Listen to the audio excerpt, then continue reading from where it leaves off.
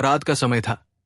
वही फेमिलियर सा मोमेंट जब शहर की आवाजें धीरे धीरे सॉफ्टन होने लगती हैं, हॉर्न्स डिस्टेंट हो जाते हैं, बालकनी से आती हवा में एक अजीब सी स्टिलनेस घुल जाती है और उसी साइलेंस में मेरे दिमाग का नॉइज अचानक ज्यादा साफ सुनाई देने लगता है। जैसे दिन भर जो बातें दबाई हुई थी, अब उन्हें बोलने की परमिशन मिल गई हो। मैं बेड पर लेटा था, फोन हाथ में था, स्क्रीन ऑन थी, लेकिन मैं कुछ पढ़ नहीं रहा था। बस थंब ऑटोमेटिकली स्क्रॉल कर रहा था। Reels, posts, stories. जैसे अगर उंगली रुक गई तो कुछ अनकंफर्टेबल सा फील होने लगेगा, जैसे साइलेंस को हैंडल करना ही सबसे मुश्किल काम हो। मेरा नाम आरव है, उम्र 27। बाहर से देखने पर लाइफ ठीक ठाक लगती है, जॉब है, सैलरी टाइम पर आती है, पेरेंट्स रिलीव्ड हैं, फ्रेंड्स को लगता है मैं बिजी हूं, और ऑनेस्टली मैं भी खुद को यही कॉन्विंस करता रहता हूं कि सब नॉर्मल है, बस थोड़ा टायर्ड हूं, बस थोड़ा स्ट्रेस्ड हूं। लेकिन उस रात जब फोन की बैटरी लो का नोटिफिकेशन आया और मैंने स्क्रीन लॉक कर दी, तब सडनली वो सारे थॉट्स सरफेस पर आ गए जिनसे मैं दिन भर भागता रहता हूं। छत की फैन की आवाज, बाहर से आती एक लेट नाइट बाइक की साउंड, और मेरे अंदर चल रही conversations, questions, regrets, what ifs, सब एक साथ मिक्स हो गए और मुझे लगा जैसे मेरा दिमाग किसी क्लटर्ड रूम जैसा हो गया है, जहां हर चीज जरूरी लगती है लेकिन कुछ भी यूजेबल नहीं है। मैं सोच रहा था कि मैं इतना टायर्ड क्यों फील करता हूं, जबकि फिजिकली मैंने कुछ खास किया भी नहीं। क्यों हर छोटी बात ओवरथिंक करने लगती है? क्यों किसी मैसेज का रिप्लाई देर से आए तो पूरा मूड डिस्टर्ब हो जाता है? और क्यों हर डिसीजन लेते वक्त ऐसा लगता है जैसे कुछ गलत हो ही जाएगा? कुछ महीने पहले ही मेरा ब्रेकअप हुआ था। कोई ड्रामेटिक फाइट नहीं, कोई चीटिंग नहीं, बस धीरे धीरे बातें कम हो गई, एक्सपेक्टेशंस मिसमैच होने लगी, और एक दिन दोनों ने क्वाइटली एक्सेप्ट कर लिया कि अब साथ रहना एफर्ट से ज्यादा बर्डन बन रहा है। उस रिलेशनशिप के एंड होने के बाद से ही मेरे अंदर कुछ शिफ्ट हो गया था, जैसे कॉन्फिडेंस की वॉल्यूम कम हो गई हो और सेल्फ डाउट बैकग्राउंड म्यूजिक की तरह कंटिन्यूअसली चलने लगा हो। मैं खुद को कंपेयर करने लगा था, फ्रेंड्स की प्रमोशन से, इंस्टाग्राम कपल्स की हैप्पीनेस से, और हर कंपैरिजन के बाद एक साइलेंट कंक्लूजन निकलता था कि शायद प्रॉब्लम मुझ में ही है। उस रात वही इनर क्रिटिक फिर से एक्टिव हो गया था, वही वॉइस जो सॉफ्ट नहीं होती, जो समझाने नहीं आती, बस पॉइंट आउट करती है कि तू लेट है, तू कंफ्यूज्ड है, तू कंट्रोल में नहीं है। और जितना ज्यादा मैं उसे इग्नोर करने की कोशिश करता, उतना ही वो लाउडर हो जाती। मैंने साइड में रखी एक नोटबुक उठाई, मंथ्स पहले खरीदी थी। इंटेंशन था जर्नलिंग स्टार्ट करने का, लेकिन पेजेस अब तक ऑलमोस्ट ब्लैंक थे। और वही आयरनी मुझे हल्की सी बिटर स्माइल दे गई कि प्लानिंग बहुत करता हूं, स्टार्ट बहुत कम। नोटबुक खोलते ही मुझे एक फोल्डेड पेज दिखा, शायद किसी ओल्ड ट्रेन जर्नी के दौरान रखा था। उस पर पेंसिल से लिखा था एक नाम, निक, और नीचे एक लाइन जो उस वक्त समझ में नहीं आई थी, लेकिन अब अचानक रेलेवेंट लगने लगी थी। लिखा था कि पीस तब नहीं आती जब सब कंट्रोल में हो, पीस तब आती है जब आप ये एक्सेप्ट कर लेते हो कि सब कंट्रोल में होना जरूरी नहीं। मुझे याद आया कि ब्रेकअप के कुछ हफ्तों बाद मैं रैंडम सा एक कैफे में बैठा था, अकेला, हेडफोन्स लगाए बिना, बस बैकग्राउंड नॉइज सुनते हुए, और वही एक ओल्डर गाय से बात हुई थी। Casual conversation, life, work, relationships, और उसी कॉन्वर्जेशन में उसने कैजुअली मेंशन किया था एक बुक और उसके ऑथर निक ट्रेंटन का नाम, जैसे वो कोई हैवी फिलॉसफी नहीं बल्कि डेली लाइफ का ऑब्जर्वेशन शेयर कर रहा हो। उसने कहा था कि हम ज्यादातर परेशान इसलिए रहते हैं क्योंकि हम हर चीज को अपने कंट्रोल में रखना चाहते हैं। फीलिंग्स, आउटकम्स, लोगों के रिएक्शंस, फ्यूचर की सर्टेनिटी, और जब रियलिटी उस कंट्रोल को फॉलो नहीं करती तो फ्रस्ट्रेशन पैदा होती है, गिल्ट पैदा होती है, और धीरे धीरे एग्जॉशन बन जाती है। उस टाइम मैंने नॉड किया था, पोलाइट इंटरेस्ट दिखाया था, लेकिन ऑनेस्टली उस बात को सीरियसली नहीं लिया था, क्योंकि उस टाइम मुझे लगता था कि कंट्रोल ही तो सल्यूशन है। अगर मैं ज्यादा प्लान करूं, ज्यादा थिंक करूं, तो मिस्टेक्स अवॉइड कर सकता हूं। अब उसी नोटबुक को देखते हुए मुझे एहसास हो रहा था कि शायद मेरी सारी मेंटल फटीग कंट्रोल की उसी हैबिट से आ रही है, हर सिचुएशन को मेंटली रिहर्स करना, हर कॉन्वर्जेशन को पहले ही इमेजिन करना, हर पॉसिबल आउटकम के लिए रेडी रहना। और इस प्रोसेस में प्रेजेंट मोमेंट कहीं पीछे छूट गया था। मैं उस बेड पर लेटा हुआ था, लेकिन मेरा दिमाग फ्यूचर में आर्ग्यूमेंट्स जीत रहा था, पास्ट में रिग्रेट्स फिक्स कर रहा था, और प्रेजेंट बस एक वेटिंग रूम बन गया था जहां मैं बैठा था लेकिन मौजूद नहीं था। मैंने आंखें बंद की और खुद से पूछा कि अभी इस एग्जैक्ट मोमेंट में क्या मेरे हाथ में है, और उस सवाल का जवाब सरप्राइजिंगली सिंपल था। मेरा ब्रेथ, मेरी बॉडी की पोजीशन, इस रूम की साइलेंस, और शायद ये चॉइस कि अभी मैं खुद को थोड़ा सॉफ्टली ट्रीट कर सकता हूं। पहली बार मुझे लगा कि हर थॉट का जवाब देना मैंडेटरी नहीं है, हर फीलिंग को इमीडिएटली सॉल्व करना जरूरी नहीं है, और हर डिस्कंफर्ट को डिस्ट्रैक्शन से कवर करना लॉन्ग टर्म सोल्यूशन नहीं है। उस रियलाइजेशन के साथ ही मैंने फोन को साइड में रखा, नोटबुक को लैप पर रखा, और बिना कोई स्ट्रक्चर बनाए बस लिखना शुरू किया जो भी दिमाग में आ रहा था। Random words, half sentences, fears, tasks, regrets, memories, expectations, और जितना ज्यादा मैं लिखता गया उतना ही दिमाग हल्का फील करने लगा, जैसे क्लटर्ड रूम में से कुछ सामान बाहर निकल रहा हो।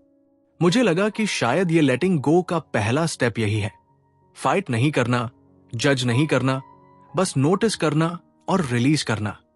उस रात कोई मिरेकल नहीं हुआ, कोई ओवरनाइट ट्रांसफॉर्मेशन नहीं, लेकिन नॉइज की इंटेंसिटी थोड़ी कम हो गई थी, और उसी स्मॉल शिफ्ट में मुझे एक स्ट्रेंज सा कंफर्ट मिला, जैसे मैं फाइनली खुद के साथ बैठना सीख रहा हूं, बिना उसे फिक्स करने की प्रेशर के, बिना उसे इंप्रेस करने की कोशिश के, बस उसे समझने की इंटेंशन के साथ। और वहीं से मेरी जर्नी शुरू हुई। कोई मोटिवेशनल चैलेंज नहीं, कोई 5 AM रूटीन नहीं, बस एक slow, sometimes uncomfortable but honest process, जहां मैं हर दिन थोड़ा थोड़ा सीख रहा था कि हर थॉट मेरा एनिमी नहीं है, हर इमोशन मेरा बर्डन नहीं है, और हर चीज को पकड़कर रखना स्ट्रेंथ नहीं, बल्कि कई बार सबसे बड़ा वेट बन जाता है। अगली सुबह कोई ड्रामेटिक अलार्म नहीं बजा, कोई सडन मोटिवेशन सर्ज नहीं आया, बस वही नॉर्मल सा उठना था, आंखें खोलते ही सीलिंग को देखना और दिमाग का ऑटोमेटिक मोड में एक्टिवेट हो जाना। लेकिन फर्क इतना था कि उस मॉर्निंग मैंने फोन उठाने से पहले कुछ सेकंड्स रुककर नोटिस किया कि मेरे अंदर क्या चल रहा है। कोई क्लियर थॉट नहीं था, बस एक हल्की सी बेचैनी, जैसे कोई अनफिनिश्ड सेंटेंस हो जो बोलना चाहता है लेकिन वर्ड्स नहीं मिल रहे। बाथरूम में मिरर के सामने खड़े होकर मैंने खुद को देखा, वही फेमिलियर फेस, वही टायर्ड आईज, लेकिन उस दिन पहली बार मैंने खुद से कुछ पूछने की बजाय ऑब्जर्व करना चूज किया, बिना जजमेंट के, बिना लेबल लगाए। बस ये मान लिया कि अभी जैसा फील हो रहा है वो अलाउड है। पहले मैं हर मॉर्निंग खुद को मेंटली रेट करता था, प्रोडक्टिव या लेजी, स्ट्रॉन्ग या वीक, फोकस्ड या डिस्ट्रैक्टेड, और उस रेटिंग के हिसाब से दिन का टोन डिसाइड हो जाता था। लेकिन उस दिन मैंने कॉन्शियसली उस हैबिट को इंटरप्ट किया। ऑफिस के रास्ते में ट्रैफिक यूजुअल से ज्यादा था, हॉर्न्स कंटिन्यूअस थे, और नॉर्मली इस सिचुएशन में मेरा इरिटेशन मीटर इंस्टेंटली हाई हो जाता था। लेकिन उस डे एक थॉट आया, ऑलमोस्ट कैजुअली, कि ये ट्रैफिक मेरी कंट्रोल में नहीं है। और ये थॉट किसी फिलॉसफी की तरह हैवी नहीं था, बस प्रैक्टिकल सा ऑब्जर्वेशन था। मैं स्टीयरिंग व्हील पकड़े बैठा था, कार मूव नहीं कर रही थी, और पहली बार मुझे लगा कि फाइट करने के लिए कुछ है ही नहीं, बस वेट करना है, और वेटिंग को फेलियर की तरह ट्रीट करना जरूरी नहीं है। ब्रेकअप के बाद से मैं हर डिले को पर्सनल डिफीट की तरह लेने लगा था। रिप्लाईज लेट आए तो self worth question, plans cancel हुए तो सेल्फ ब्लेम, प्रमोशन रुकी तो आइडेंटिटी क्राइसिस, और उस डे मुझे समझ आने लगा कि शायद प्रॉब्लम इवेंट्स में नहीं बल्कि मेरी इंटरप्रिटेशन में है। मैं हर चीज को वर्डिक्ट बना देता था, जैसे लाइफ कोई कंटिन्यूअस जजमेंट हॉल हो, और मैं खुद का हार्शेस्ट जज बना बैठा हूं। ऑफिस पहुंचा तो ईमेल्स पाइल्ड अप थे, टास्क्स पेंडिंग थे, मैनेजर का मैसेज अनरेड था, और नॉर्मली ये सब एक साथ देखकर मेरे अंदर एंजाइटी स्पाइरल शुरू हो जाती थी।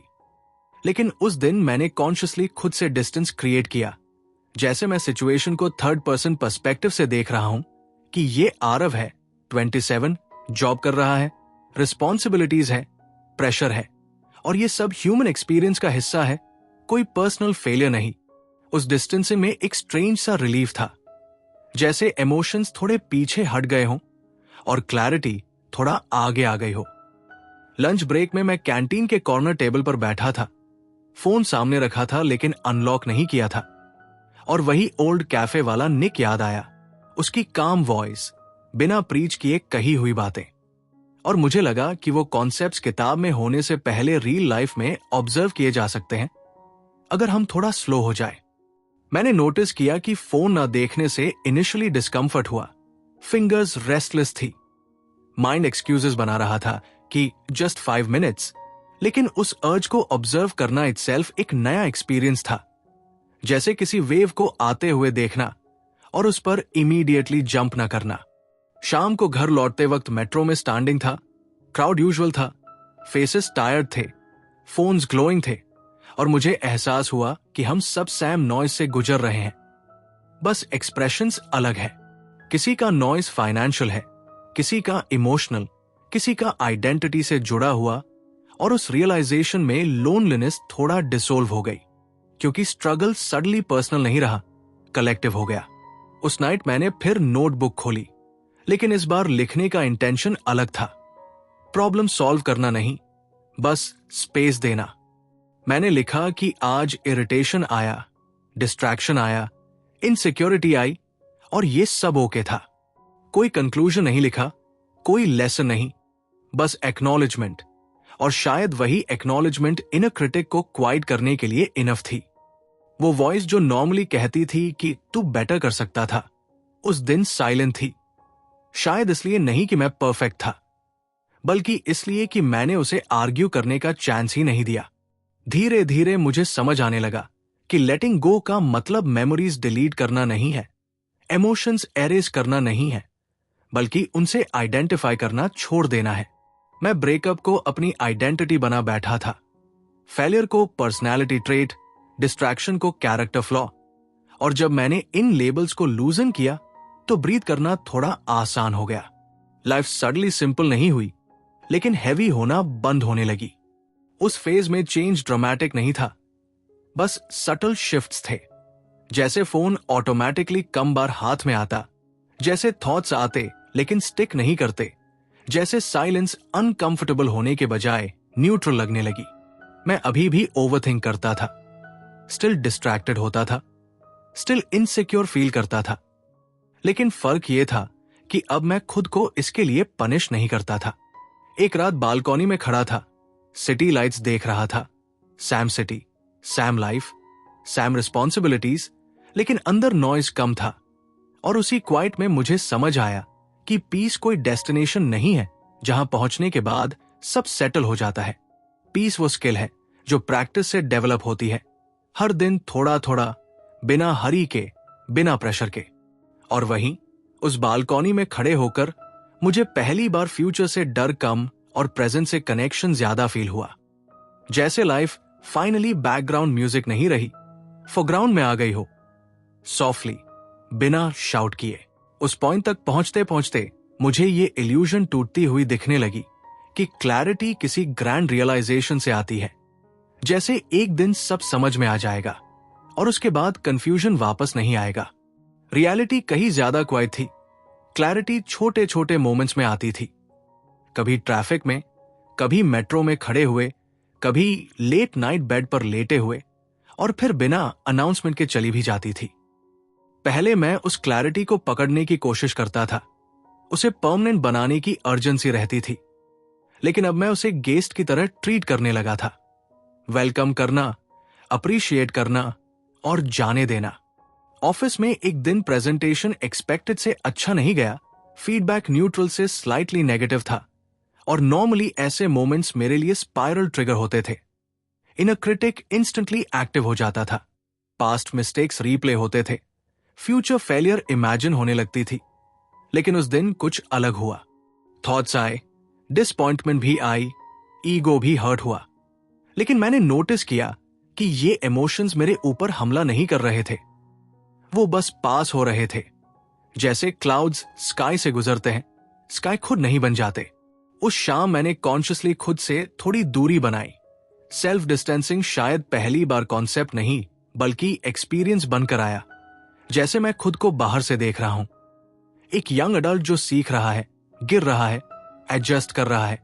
और इस ऑब्जर्वेशन में जजमेंट नहीं था, बस अंडरस्टैंडिंग थी। मुझे लगा कि अगर मैं अपने बेस्ट फ्रेंड को इसी सिचुएशन में देखता तो मैं उसे हर्ष वर्ड्स नहीं देता, तो फिर खुद के साथ इतना क्रूएल क्यों हूं। धीरे धीरे परफेक्शनिज्म की ग्रिप भी लूज होने लगी थी। पहले मेरा माइंड बाइनरी टर्म्स में काम करता था, ईदर एक्सीलेंट और यूजलेस, सक्सेस और फेलियर, प्रोडक्टिव और वेस्टेड डे। और इसी बाइनरी थिंकिंग ने हर एफर्ट को प्रेशर बना दिया था।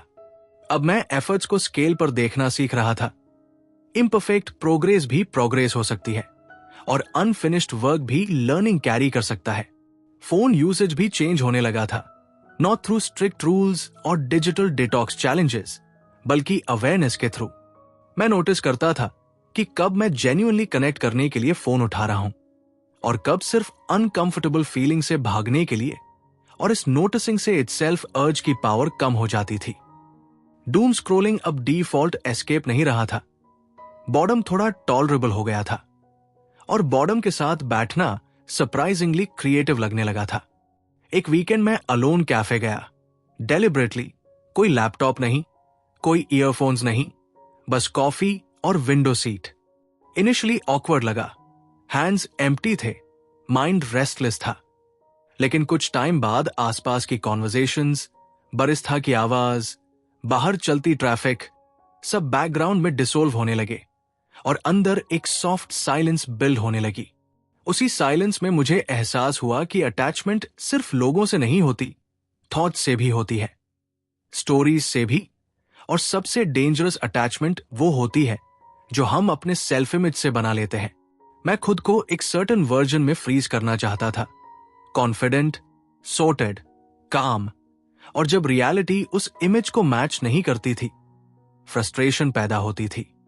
लेटिंग गो उस इमेज को लूजन करना था, ये एक्सेप्ट करना कि मैं मल्टीपल वर्जन्स में एग्जिस्ट कर सकता हूं, कंफ्यूज भी, क्लियर भी, स्ट्रांग भी, टायर्ड भी, और इन सब वर्जन्स में वर्थ इंटैक्ट रहती है। उस फेज में फॉरगिवनेस भी धीरे धीरे मीनिंग लेने लगा था। ब्रेकअप से जुड़े रिजेंटमेंट, खुद से नाराजगी, मिस्ड चांसेस का गिल्ट। और मैंने नोटिस किया कि रिजेंटमेंट मेंटेन करने में एनर्जी लगती है, जैसे कोई हैवी बैग जिसे रोज उठाकर चलना पड़ता है। फॉरगिवनेस कोई ड्रामेटिक डेक्लेरेशन नहीं था, बस एक साइलेंट डिसीजन था कि मैं रोज उस बैग में से थोड़ा वेट निकालूंगा। कभी पूरी तरह नहीं, लेकिन इनफ कि चलना पॉसिबल रहे। कुछ नाइट्स फिर भी हैवी होती थी, ओवरथिंकिंग वापस आती थी, फ्यूचर ब्लरी लगता था। और उस टाइम मैं खुद को रिमाइंड नहीं करता था कि स्ट्रांग बन, बल्कि बस इतना कहता था कि आज हैवी है, और उस ऑनेस्टी में रिलीफ होता था। नॉन जजमेंटल ऑब्जर्वेशन धीरे धीरे हैबिट बन रही थी। थॉट्स गुड या बैड नहीं रह गए थे, बस थॉट्स थे आते जाते हुए। मुझे समझ आने लगा कि लेटिंग गो कोई सिंगल एक्ट नहीं है, ये डेली प्रैक्टिस है। कभी कॉन्शियस, कभी अनकॉन्शियस, कभी स्मूथ, कभी रेजिस्टेंट। और यही इम्परफेक्शन इसे ह्यूमन बनाती है। इनर नॉइज पूरी तरह म्यूट नहीं होती, लेकिन वॉल्यूम कंट्रोल हमारे हाथ में आ सकता है अगर हम उसे डोमिनेट करने की कोशिश छोड़ दें। और इसी अंडरस्टैंडिंग के साथ मुझे लगा कि जर्नी अभी खत्म नहीं हुई है, शायद कभी होगी भी नहीं। लेकिन अब मैं रास्ते में खोया हुआ फील नहीं करता था, बस चलते हुए फील करता था, अवेयर, इम्परफेक्ट और सरप्राइजिंगली ओके। समय के साथ मुझे यह भी समझ आने लगा कि लेटिंग गो का मतलब यह नहीं होता कि लाइफ सडनली लाइट हो जाती है या रिस्पॉन्सिबिलिटीज गायब हो जाती है, बल्कि इसका मतलब यह होता है कि हर रिस्पॉन्सिबिलिटी को कैरी करते वक्त जो अननेसेसरी रेजिस्टेंस हम पैदा करते हैं, वो धीरे धीरे डिसोल्व होने लगता है। प्रॉब्लम्स अब भी आती थी, डेडलाइंस अब भी टाइट होती थी, फ्यूचर अब भी अनसर्टेन था, लेकिन रिएक्शन में एक सॉफ्टनेस आ गई थी, जैसे हर चीज को पर्सनल अटैक मानने की हैबिट टूट रही हो। एक दिन पेरेंट्स से बात करते वक्त कैजुअली फ्यूचर की बात निकली, शादी, स्टेबिलिटी, नेक्स्ट स्टेप्स। और पहले जहां ऐसे कॉन्वर्जेशंस मेरे अंदर इंस्टेंट प्रेशर ट्रिगर कर देती थी, उस दिन मैंने नोटिस किया कि डिस्कम्फर्ट आया, लेकिन पैनिक नहीं आया। थॉट्स उठे, एक्सपेक्टेशंस का वेट फील हुआ, लेकिन मैंने खुद को रिमाइंड नहीं किया कि मुझे इमीडिएटली आंसर देना है। कुछ क्वेश्चंस का जवाब टाइम मांगता है, और टाइम मांगना वीकनेस नहीं होती। इनर क्रिटिक अब भी कभी कभी लौट आता था, स्पेशली कंपैरिजन वाले मोमेंट्स में, जब सोशल मीडिया पर किसी की सक्सेस ज्यादा ब्राइट दिखती थी, या जब कोई फ्रेंड लाइफ में आगे बढ़ता हुआ फील होता था। फर्क बस इतना था कि अब मैं उस वॉइस से लड़ता नहीं था, उसे साइलेंस कराने की कोशिश नहीं करता था, बस रिकॉग्नाइज करता था कि ये वॉइस प्रोटेक्शन से ज्यादा फियर से ड्रिवन है, और फियर को हार्शनेस से नहीं, पेशेंस से हैंडल किया जा सकता है। मीडिया कंजम्पशन भी धीरे धीरे कॉन्शियस होने लगी थी। Dramatic news, endless opinions, outreach cycles, और मैंने नोटिस किया कि जितना ज्यादा एक्सटर्नल नॉइज कंज्यूम करता हूं, उतना ही इंटरनल नॉइज एम्पलीफाई हो जाता है। So without making it a rule, I started choosing silence more often, phone side में रखकर वॉक्स, बिना म्यूजिक के ट्रैवल, और रात को बिना स्क्रॉल किए लाइट्स ऑफ करना। और इन स्मॉल चॉइसेस में नर्वस सिस्टम को रेस्ट मिलना शुरू हो गया। कभी कभी मैं डेलिबरेटली मेमोरीज को सरफेस करने देता था, ब्रेकअप की, फेलियर्स की, एम्बैरेसिंग मोमेंट्स की, और instead of pushing them away, मैं उन्हें डिस्टेंस से देखता था, जैसे कोई पुरानी तस्वीर जिसे देखना पेनफुल हो सकता है, लेकिन जरूरी नहीं कि वो आज की रियलिटी डिफाइन करे। पर्सपेक्टिव टेकिंग ने रिजेंटमेंट को सॉफ्टन किया, ब्लेम को अंडरस्टैंडिंग में बदला, और अंडरस्टैंडिंग ने बिटरनेस को धीरे धीरे रिलीज कर दिया। फॉरगिवनेस अब किसी मोरल कॉन्सेप्ट की तरह नहीं लगता था, बल्कि प्रैक्टिकल रिलीफ जैसा लगने लगा था। मैं हर दिन खुद से यह प्रॉमिस नहीं करता था कि आज सब माफ कर दूंगा, बस इतना करता था कि आज ग्रजेस को थोड़ा स्पेस कम दूंगा। सम डेज बेटर होते थे, सम डेज नहीं, और मैंने फाइनली एक्सेप्ट कर लिया था कि कंसिस्टेंसी परफेक्शन से ज्यादा इंपॉर्टेंट है।